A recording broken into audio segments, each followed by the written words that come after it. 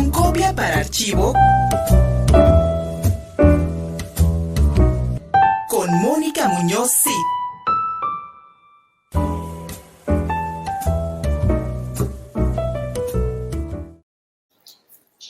Hola Luis, pues muchísimas gracias. Esta mañana estamos felices de recibir a Guillermo. Guillermo, bienvenido.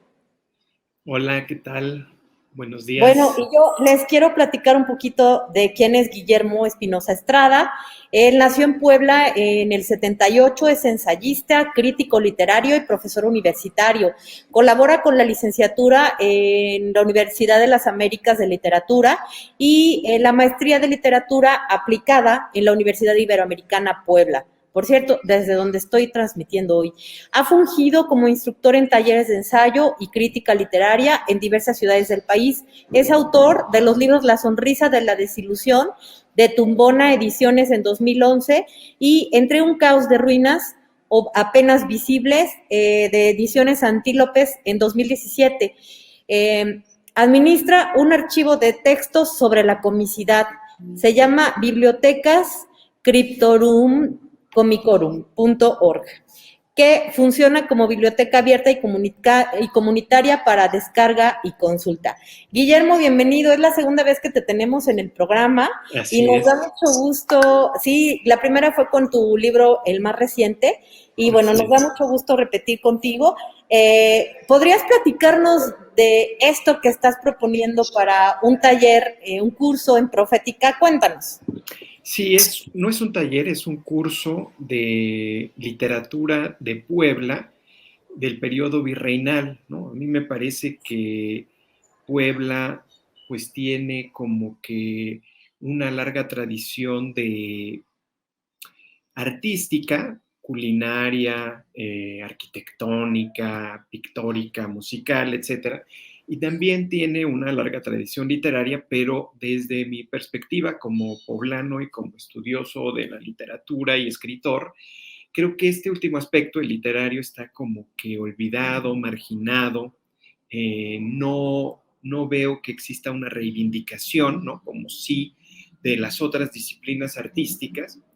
Y es en parte por esta negligencia que yo me di a la tarea hace ya varios años de ponerme a leer autores poblanos, principalmente de la colonia. Los autores poblanos del siglo XIX y siglo XX me dan particular pereza y descubrí cosas muy interesantes, ¿no? No sé, cosas que no están publicadas, ¿no? Que a lo mejor se publicaron solo una vez en el siglo XVII, XVIII, muchas cosas que quedaron manuscritas, o a lo mejor otras que nada más se publicaron una vez en el siglo XX y ahora ya están completamente agotadas y descatalogadas. Y pues yendo a bibliotecas, yendo a archivos, traté de conocer el patrimonio, el acervo literario de la ciudad y del obispado, ¿no? Antes del estado de Puebla, pues era el obispado de Los Ángeles, y pues yo encontré una ciudad y una región intelectualmente muy activa, con muchas polémicas, ¿no? Donde se discutían a través de textos muchos asuntos y donde se exploraron muchos géneros, ¿no? Como la poesía, el teatro, las vidas, las hagiografías, las cartas. Y pues yo estoy haciendo un archivo de eso y en buena medida para mí y mi provecho, ¿no? Yo como profesor entiendo mucho mejor las cosas cuando puedo explicárselas a alguien más, ¿no? Y este es el sentido de este primer curso que voy a impartir sobre este asunto, que yo no sé si en la UAP o en la Ibero, en la UDLA, según yo este curso no existe, ¿no? A pesar de que todos trabajamos en la ciudad de Puebla, para que yo pueda organizar en mi cabeza al compartirlo con otros, pues todos estos hallazgos y todas estas descubrimientos que para mí son muy interesantes. Dentro de tu campo, normalmente cuando los jóvenes de licenciatura o de maestría están leyendo a autores del siglo pasado, pocos son de Puebla, seguramente.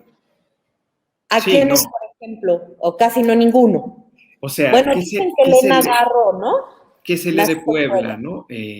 Pues Elena Garro, pero Elena Garro vivió en Puebla, si somos generosos, 2 meses, sus primeros 2 meses de vida, y luego ella dice en alguna entrevista que lo único que recuerda de Puebla es que vino de vacaciones, ¿no? Ella nació en Puebla porque la hermana de su mamá vivía en Puebla, ¿no? Entonces iba rumbo a Ciudad de México, se detuvo en Puebla para visitar a la hermana y aquí parió, ¿no? Y luego, muchos años después, todavía siendo niña Elena Garro, visitaron a la tía y lo llevaron al balneario de La Paz, que todavía se ve la piscina por ahí, por la Avenida Juárez, y dice que lo único que recuerda es haberse resbalado, caído y hacerse una herida en la frente que sangraba tanto que produjo el pánico de la gente que estaba a su alrededor, ¿no? Ese es su único recuerdo poblano. Entonces, ¿qué tan poblana puede ser Elena Garro, no?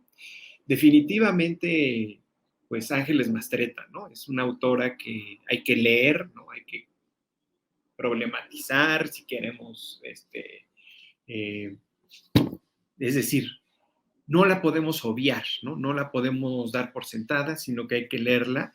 Y, y tal vez este poeta estridentista, Germán List Arzubide, ¿no? Que también es un autor importante, pero pues no creo que haya mucho más de esas lecturas, digamos que en mis cursos yo podría obligar, ¿no? A partir de la currícula a mis alumnos a leer. Oye, Guillermo, ¿y qué autores o qué tipo de lecturas vamos a poder ver en el curso? Porque ya habías mencionado un poco desde los tlacuilos, que seguramente habrá sido a fuentes casi prehispánicas, y bueno, todos los textos religiosos, porque pues sabemos que no cualquiera tenía acceso ni a escribir y mucho menos a dedicarse a eso, ¿no? ¿Qué tipo de lecturas van a poder apreciar o aprender en el curso? Sí, como tú mencionas, principalmente son autores ordenados en la iglesia, eh, salvo en el siglo XVIII, ¿no? Que ya surgen criollos con muy buena formación y bibliotecas y un discurso que pueden articular en obras literarias, pero mira, son principalmente autores poco conocidos, ¿no? Probablemente el único famoso, y en este sentido, cuando digo famoso, me refiero a que el único que podrías, con un poco de suerte, entrar a una librería en Puebla y poder comprar un libro suyo, sería Palafox, ¿no? Juan de Palafox y Mendoza, que escribió una obra amplísima, mucha de ella en Puebla, y de él me gustaría que leyéramos Virtudes del Indio, ¿no? Aunque tiene otros textos muy interesantes, ¿no? Como El Pastor de Nochebuena, pero bueno, no podemos leer tanto de cada autor. Pero fuera de eso, como te decía, son autores pues muy poco editados. Estoy pensando en el primer obispo, Julián Garcés, un tipo muy interesante, que escribió una carta al Papa en latín y probablemente sea el primer texto escrito en la ciudad de Puebla. Estoy hablando de Motolinía, ¿no? Toribio de Benavente, que si bien no es poblano y no necesariamente vivió en la ciudad de Los Ángeles, terminó de escribir su libro más importante en Tehuacán, ¿no? Y en ese libro tenemos la única crónica que existe sobre la fundación de la ciudad de Puebla, y estoy pensando en los Anales de Cuautinchan. Los Anales de Cuautinchan es tal vez la obra más interesante. Es un poema, obviamente de origen precortesiano, pero puesto en papel y palabras por un grupo de tlacuilos del pueblo de Cuautinchan, por un problema de tierras que tenían con otros pueblos cercanos y con otros españoles que siempre aprovechaban su estatus de conquistadores para básicamente agandallarse las tierras de cualquiera, ¿no? Entonces, como una queja a las autoridades, ellos confeccionan en papel europeo y con formato libro, ¿no? Ya no es el formato del códice prehispánico, este tipo acordeón, sino ya es en un formato códex, que es como llamamos a los libros con índice, su poema, que es como sus escrituras. El poema que ellos narran ahí en los Anales de Cuautinchan es donde se explica desde cuándo y de dónde a dónde es su pueblo y por qué no pueden quitarle esas hectáreas, esas tierras, ¿no? Y es un texto hermoso, ¿no? Porque es pictográfico y también incluyeron el alfabeto latino escribiendo en náhuatl, ¿no? Nosotros obviamente vamos a leer una traducción, pero ese es otro de los textos. También vamos a leer monjas, ¿no? Que es fundamental para tener el panorama completo del periodo, que principalmente escribían vidas de sus compañeras o vidas de sus fundadoras del convento, principalmente las que hubieran hecho algún milagro o hubieran llevado una vida muy virtuosa, y escribían sus propias vidas, ¿no? Por si un día las canonizaban o si morían en olor a santidad, poder escribir sus autobiografías y postularlas como beatas o lo que fuera. Era importante todos estos documentos que, como te digo, en muchas ocasiones perviven hasta hoy, siglo XXI, en formato manuscrito, ¿no? Nadie ha tomado el trabajo de editarlas. Oye, Guillermo, ¿y Puebla siendo de estas características, fundada por españoles, con tantas órdenes eclesiásticas, sacerdotes, los franciscanos, los dominicos, los jesuitas, que han pesado tanto en la educación, tiene una característica especial, ¿no? ¿Tienes ya alguna idea delimitada en comparación, no sé, tal vez con la literatura en Ciudad de México o en Veracruz o en el norte del país? ¿Cómo es Puebla? Pues mira, es una ciudad muy reaccionaria, ¿no? ¿En qué sentido reaccionaria? La literatura de Puebla, y tal vez esto es lo que ha jugado históricamente para que incluso los poblanos desconozcamos nuestra propia tradición literaria, es una literatura que no va de la mano con la épica histórica mexicana, ¿no? ¿A qué me refiero con la épica histórica mexicana? A que en el siglo XX, principalmente durante el priismo, se reescribe la historia de México como un trayecto orgánico y coherente hacia la Revolución Mexicana. ¿Y qué existe detrás de esto? Pues principalmente, digamos que un pasado indígena idealizado, ¿no? Ahora, la ciudad de Puebla, a diferencia de Ciudad de México, pues es fundada por españoles en un territorio que no tenía, ¿no? Un pasado reciente de naciones originarias. Eso es una gran diferencia, ¿no? Por otro lado, esta historia priista, que es la que creo que todavía se estudia en las escuelas, privilegia a ciertos criollos novohispanos que adquieren históricamente un perfil como independentista, ¿no? O sea, como un Sigüenza y Góngora, una Sor Juana, ¿no? Que las culturas prehispánicas.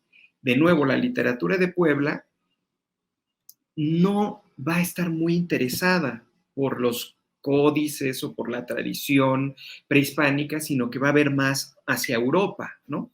Principalmente porque la convivencia con las otras naciones originarias no es tan íntima como la que pudo haberse suscitado en Ciudad de México, ¿no? Que es una ciudad pues fundada sobre Tenochtitlan, ¿no?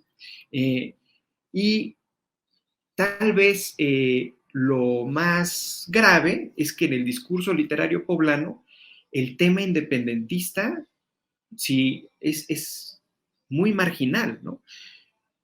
No hay que olvidar que Puebla fue, y de hecho los curas de San Felipe Neri, que tenían una imprenta, ¿no? El oratorio de San Felipe Neri, fueron los únicos que se atrevieron a publicar el plan de Iguala de Iturbide, ¿no? Entonces sí había gente independentista aquí, pero la literatura, incluso durante la Guerra de Independencia, va a abogar siempre por seguir siendo una colonia española.